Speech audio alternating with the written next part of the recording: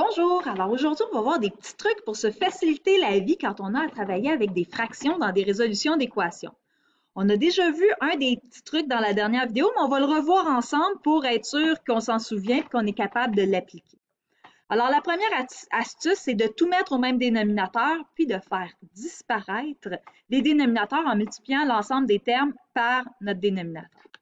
Donc, là, on a ici moins 2x sur 3 plus 4 cinquièmes égale 16 cinquièmes. Il faut trouver un dénominateur commun à tout ça. Donc, entre le 3 et le 5, moi, j'irai avec 15, qui est notre plus petit dénominateur commun. Donc, moi, j'aime bien, ok, c'est ça, sur 15, j'aime bien tout de suite écrire mes dénominateurs, puis après ça, je viens voir qu'est-ce que ça vient changer à mes numérateurs. Donc, pour le premier, j'avais 3 au dénominateur. Si c'est rendu 15, c'est que j'ai fait fois 5. Donc, je fais fois 5 en haut aussi. Moins 2x fois 5, ça me donne moins 10x. Ici, 4 cinquièmes, ben mon 5, j'ai multiplié par 3. Donc, je multiplie par 3 en haut aussi, ça devient 12. Ici, mon 5, je l'ai multiplié par 3. Donc, le 16, je le multiplie par 3 également. Ça me donne 48. Je viens de tout mettre au même dénominateur commun. Maintenant, je vais multiplier par mon dénominateur des deux côtés de mon signe égal, ce qui va venir annuler mes dénominateurs.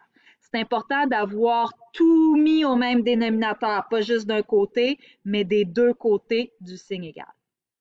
Et donc là, on peut les annuler. Ça va me donner moins 10x plus 12 égale 48. Et je me retrouve avec une équation qui n'a plus de fraction dedans et que je sais résoudre. Donc, le petit stress de la fraction, il est parti. On a réussi à s'en occuper sans problème.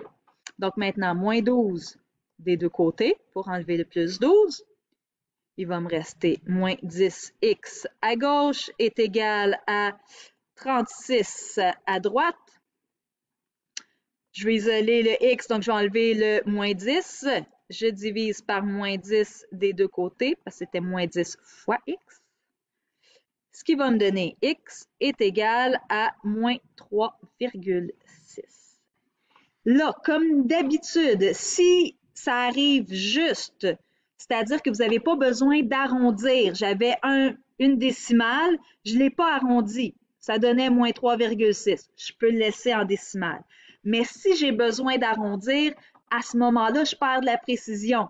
Donc, on le laisse en fraction. Si on doit arrondir, on ne fait pas ça, on le laisse en fraction. Si ça arrive juste, là, on peut le laisser en décimale. Prochain exemple. X sur 4 plus 1 sur 6 égale 2 sur 3. Donc, on va tout mettre ça au même dénominateur. Ce qui est important, c'est qu'avant de tout mettre au même dénominateur, il faut que mon équation ait été simplifiée. Là, je n'ai pas d'exemple où l'équation n'est pas encore simplifiée, mais si j'avais eu, par exemple, 3 fois ma parenthèse ici, il aurait fallu que je fasse le fois 3 avant de mettre au même dénominateur. Là, je suis rendue à résoudre quand je mets tout au même dénominateur. Et avant de résoudre, on doit d'abord simplifier. Donc, assurez-vous que votre équation elle a été simplifiée d'abord. Et ensuite, une fois que notre équation elle est simplifiée, là, on met au même dénominateur pour résoudre. On est dans la phase résoudre. Alors ici, je vais mettre ça sur 12. Ouais. Parce que 4, 6, 3, dénominateur commun 12, c'est bon. Donc, pour passer de 4 à 12, j'ai fait fois 3, ce qui va me donner 3x au numérateur. Mon 6 ici, j'ai fait fois 2, donc je fais fois 2 en haut, ça me donne 2. Ici, mon 3, j'ai fait fois 4 pour avoir 12. Je fais fois 4 en haut, ça me donne 8. Maintenant, je peux multiplier par 12 des deux côtés. Ça fait disparaître mes dénominateurs. On obtient donc 3x plus 2 égale 8. Et là, facile à résoudre. Je commence par faire disparaître mon moins 2 en faisant moins 2 des... je fais disparaître mon plus 2 en faisant moins 2 des deux côtés. Ça me donne 3x est égal à 6. 3 fois x, je veux enlever le 3, donc je fais le contraire de la multiplication. Je divise par 3 des deux côtés. X est égal à 2. Maintenant, un autre truc qu'on peut utiliser, c'est quand nos fractions, elles sont sous la forme de... En fait, quand j'ai juste deux grosses fractions de chaque côté de mon signe égal. Si je regarde en haut, ici, à gauche, j'ai deux fractions. Je ne pourrais pas utiliser le truc numéro 2. Mais si j'ai juste une fraction avec un dénominateur à gauche, un dénominateur à droite, là, je peux utiliser l'astuce numéro 2 qui est le produit croisé. Donc ici, j'ai 3x plus 1 sur 2 égale 11. Mon 11, je peux dire que c'est comme 11 sur 1. Et là, avec ça, je peux appliquer le produit croisé qui est le produit des extrêmes égale le produit des moyens. C'est pas pour rien que je vous faisais écrire cette étape-là.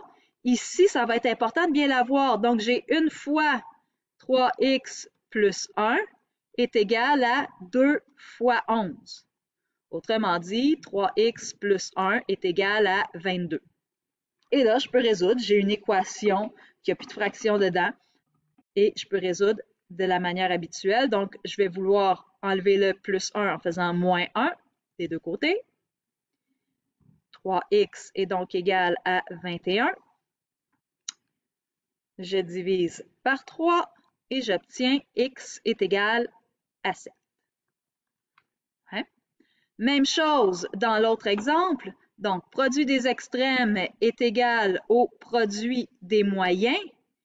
Donc, je vais venir faire 2 fois 36 est égal à 9 fois x moins 5.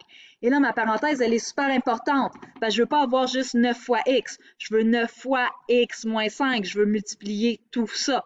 Donc, la parenthèse, super importante. Si vous ne mettez pas de parenthèse, ça ne veut plus dire la même chose. Vous êtes en train de dire autre chose.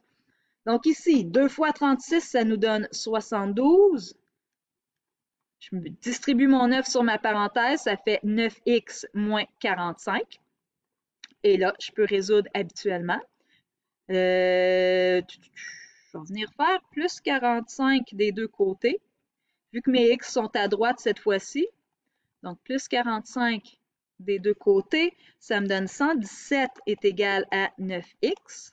Je vais isoler mon x, donc je vais diviser par 9 des deux côtés, ce qui va me donner x qui est égal à 13. On peut soit le laisser comme ça, ou si vous aimez mieux le remettre dans l'autre sens, vous pouvez aussi. Mais ça, c'est correct également. Donc, deux petits trucs. Pour le produit croisé, il faut avoir deux fractions seulement, une fraction de chaque côté du signe égal. Donc, un seul dénominateur de chaque côté pour toute notre fraction. Et l'autre truc, c'est si j'ai plusieurs fractions d'un même côté, là, à ce moment-là, je mets toutes au même dénominateur commun. Ces deux trucs-là devraient pouvoir couvrir tous les cas où vous allez avoir des fractions dans les exercices qui vont suivre.